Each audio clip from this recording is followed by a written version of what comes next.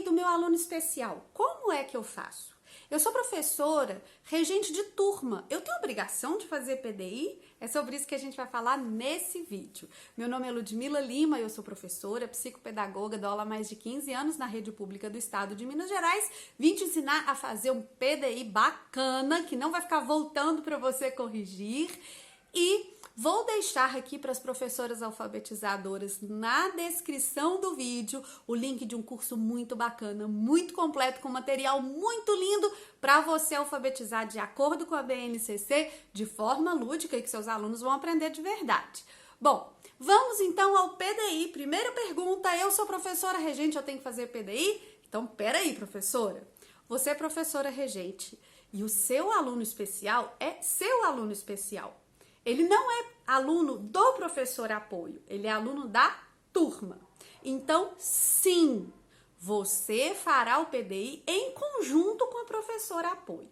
A professora apoio fará a maior parte, porque ela está em contato mais direto e mais frequente com o seu aluno. Mas você, que é professora da turma, é professora dele, sim, e vai participar desse relatório, vai participar de tudo, ok? Então vamos lá. Eu vou deixar para vocês também aqui na descrição do vídeo um formulário que quem é aqui da minha região já conhece, que é o formulário que a gente preenche no PDI, tá? Pelo menos nós aqui da rede pública. Se você não é da rede pública, você pode preencher esse também, porque ele é muito completo, ele é bem legal, tá tranquilo, tá? Mesmo assim, as pessoas têm dúvidas de como preenchê-lo, de como fazer, então vamos falar sobre isso aqui. Bom, a primeira parte é de marcar com X. São perguntas e muitas dessas perguntas nós não sabemos responder. Então, o que a gente vai fazer?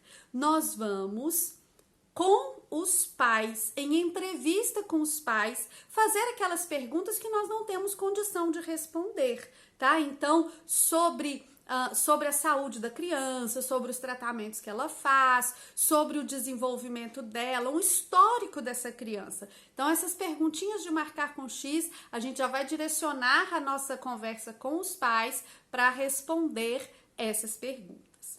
Outra coisa importante, diagnóstico ou hipótese diagnóstica, né? Qual é o diagnóstico da minha criança? Ou a hipótese diagnóstica dela? Para responder isso, aqui não é nem a fala dos pais, nem o que eu acho, nem o que eu tenho certeza. É o laudo médico. Claro que a fala dos pais pode te ajudar a encontrar, mas é no laudo médico que você vai achar a resposta desse diagnóstico ou hipótese diagnóstica. Ah, Ludmila, mas se é hipótese, eu não posso colocar uma coisa que eu acho que ele tem, porque ele não tem laudo de autismo, mas eu tenho certeza. Não, você não pode, tá? A hipótese diagnóstica é quando os profissionais de saúde estão investigando, ainda não chegaram a uma conclusão, mas estão, né, tem essa hipótese de ser determinado transtorno ou determinada especificidade que a criança tenha. Então, professora, aqui a gente vai no laudo, tá? No laudo médico. O que a criança tem? Qual que é o diagnóstico? Qual que é a hipótese diagnóstica, ok? Então, vamos lá. A parte que nos cabe e que nos é mais complicada é a parte do relatório descritivo da criança. Por quê? A parte ali de marcar com xizinho, eu não vou responder da minha cabeça, eu vou histórico ali com a família, né? A parte de diagnóstico e de hipótese diagnóstica eu vou buscar no laudo da criança. A parte de tratamentos, o que é que a criança faz, o que é recomendado para ela, também a família que vai trazer para mim. Agora, a parte do relatório descritivo da criança, essa é feita pelo professor, né? Essa é feita pelos professores em conjunto. E aí, a gente tem que observar algumas coisas. Professora, quero te fazer um alerta aqui.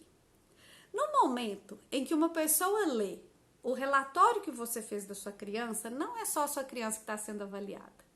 Você é professora, é adulta, é uma pessoa instruída, é uma pessoa que precisa saber escrever. Então, escreva com cuidado. Eu sei que você sabe escrever. Não seja displicente ao fazer isso, então.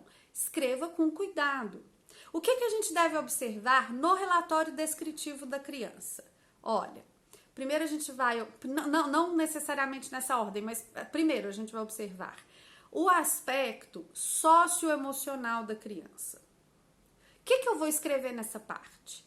Olha, a minha criança, ela sabe conversar, ela sabe resolver um conflito, ela obedece às regras, ela consegue regular o próprio comportamento, ela demonstra entusiasmo, demonstra apatia, ela cumpre, ela faz tarefas, ela é resistente, ela socializa com as outras crianças, ela comunica suas necessidades, como que ela, né? Qual que o aspecto comportamental, social, emocional da criança que ela demonstra ali na sua sala de aula.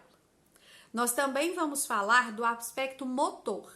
É uma criança que se locomove sozinha? É uma criança que consegue saltar, brincar, né? Tem a noção do seu espaço? É uma criança que cai muito? É uma criança que consegue traçar letras? Que consegue desenhar?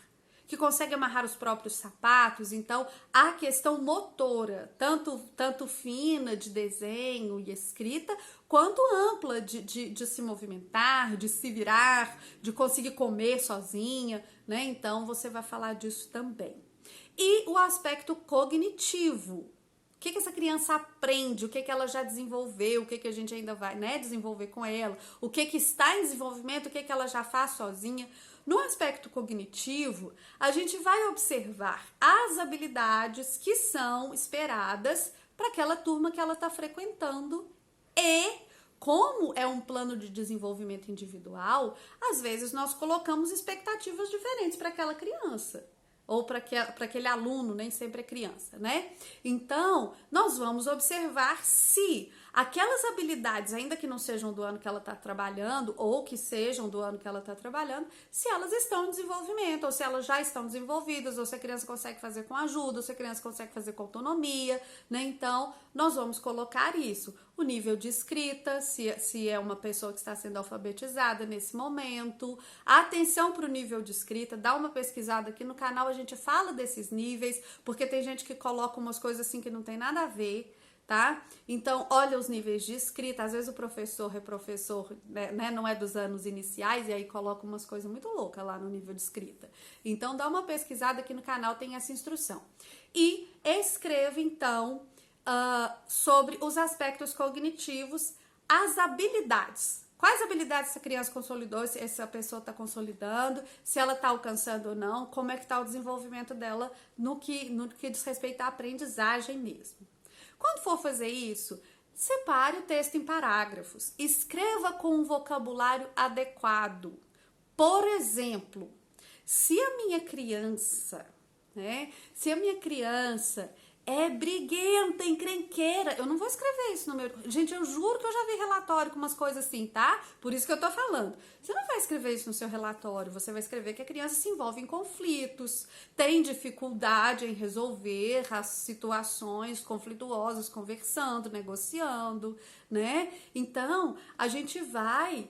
pensar, você pode até escrever ali no seu rascunho com essas palavras, mas depois procure sinônimos, depois procure escrever isso de uma forma aceitável para um relatório de uma profissional que é você, que é professora, né? Então, faça isso com capricho para que você não tenha que ficar voltando esse relatório. Ludmila, então você está me falando que eu não posso escrever nada que o menino faz, você está me falando que eu não posso escrever nada do jeito que ele é, porque eu tenho que ficar...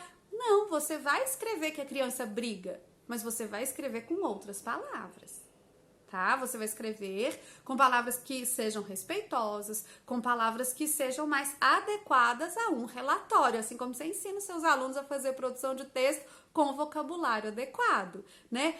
É super preguiçoso. Não, é apático, apresenta resistência em fazer as atividades, apresenta dificuldade em fazer as atividades. É pirracento. Não, ele apresenta dificuldade em lidar com regras, em cumprir tarefas, apresenta resistência em cumprir tarefas, mas não pirracento, briguento, não traga adjetivos negativos para sua criança. Fale de atitudes que ela tem. Relate atitudes que ela tem e não desqualifique a criança. Isso é muito importante no seu relatório, tá bom?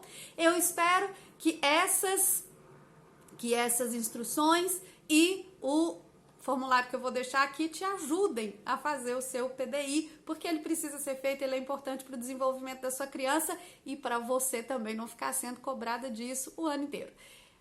Se você gostou, é muito importante para o canal que você deixe seu like, comente, compartilhe, se inscreva no canal. Um grande beijo e até a próxima.